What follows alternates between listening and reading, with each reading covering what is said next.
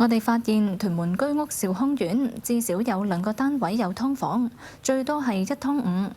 每個單位每個月可以收到超過22,000蚊租金，比單純出租成個單位多60%。呢個業主又聲稱單位已經補咗地價同攞到登記，仲保證可以租住3年。楊佩斯報導。屯門兆康苑已經有4個單位攞到簡樸房嘅登記同埋寬限期。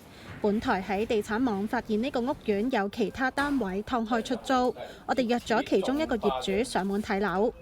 因為呢度除咗學生之外，仲有一堆就係機場，咁空姐又係嘅，好中意一齊租嚟㗎。呢個兆平閣中層單位實用面積係447尺，原本係2房間隔，業主1劏4。呢個大約85尺嘅單位租金4,500蚊，單位入面有窗，配置咗床同埋收納櫃，有獨立洗手間、獨立電錶。我哋想入1年㗎啦，其實正常我哋呢啲都好少會吉出嚟嘅。不過真係有啲畢咗業，有啲返咗大陸。咁包埋上網。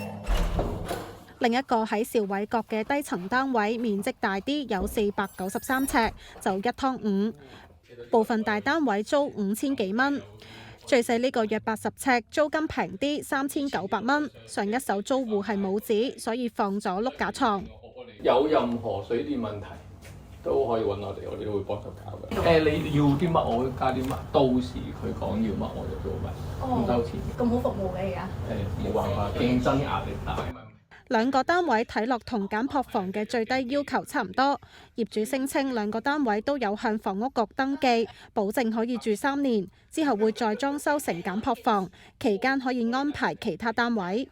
我哋有一個優勢就係你租1年3、1年4啦，咁中間如果想轉房都得嘅，即係例如你覺得呢間想住大間啲高層啲嘅，到時有1單位可以轉嘅。咁而家啱啱嚟初步就想平啲嘅都可以。到時去咗九龍區嘅，我九龍區都有，即係我100個房仔咁，所以邊度都可以調嘅。我哋翻查同類型低層2房單位，市值租金最高大約13,800蚊。如果對比5個劏房，全部以4,500蚊出租，業主可以賺22,500蚊，比起出租成個單位賺多8,700蚊。好似兆康苑呢啲居屋，只要補咗價，解除轉讓限制，性質就等同私樓，可以隨意買賣或者出租。Now TV 記者楊培思報道。有居民反對將公營房屋改裝為劏房出租，認為會加重大廈設施負擔。亦有立法會議員認為政府應該趁簡樸房登記期內審查未登記或者唔合規嘅公營房屋劏房，若果發現違法，應該馬上取締。羅嘉晴報導。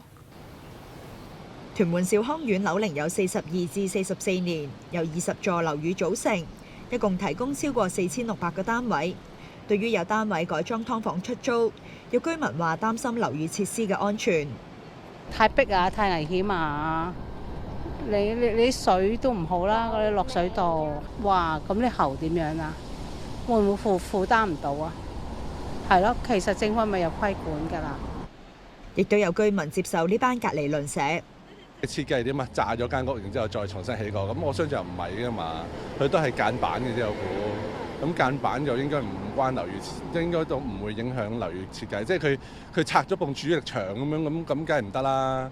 都唔關我哋事㗎啦嘛，佢有佢自己出入㗎嘛，係咪？總之唔好搞到好嘈就得㗎啦。有立法會議員認為簡樸房登記制度係一個關鍵契機，當局應該嚴格審查，任何喺登記期內未登記或者不合規嘅公營房屋劏房，應該立即取締。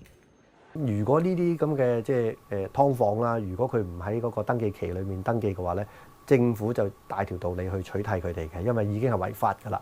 咁至於如果呢一類即係公營資助房屋，喂，我而家走去登記嘅話，我相信有關部門都要睇第一，佢喺現階段嘅經營究竟係咪一個合法嘅行為？如果唔合法嘅話，其實應該喺房屋署、房屋局裏面嘅一啲其他政策咧，係可以取締佢嘅。咁至於將來發唔發牌咧，就要睇佢嗰個設計究竟符唔符合簡樸房嘅條例啦。陳學鋒又建議將現行針對濫用公屋嘅3000蚊舉報獎金制度延伸至未補地價嘅非居屋單位，並進行跨部門聯合打擊，增加阻嚇力。Now TV 記者羅嘉晴報道。